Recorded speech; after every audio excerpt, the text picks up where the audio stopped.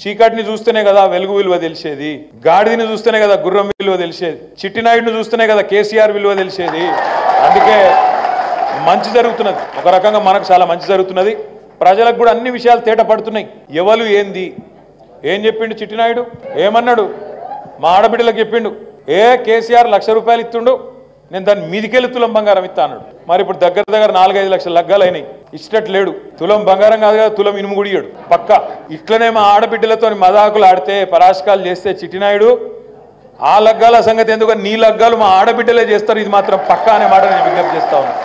ఎందుకంటే ఆడబిడ్డలతో పెట్టుకున్నాడు ఎవడు బాగుపడాడు. వాళ్ళకి అబద్ధాలు చెప్పి మోసం చేసినావు. తులం బంగారం ఇస్తా అన్నావు, నెలకు 2,500 ఇస్తా అన్నాడు.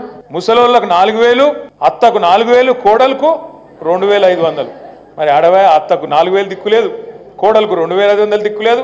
ఇంట్లో ఆడపిల్ల ఉంటే చదువుకునే ఆడపిల్ల స్కూటీ అన్నాడు, స్కూటీ లేదు, బంగారం లేదు, 2,500 లేదు, 4,000 లేదు, రైతు రుణమాఫీ లేదు, ఉత్త గ్యాస్, అది ఫ్రీ గ్యాస్ లేదు, మన లేదు, అంతా ఉత్త గ్యాసే.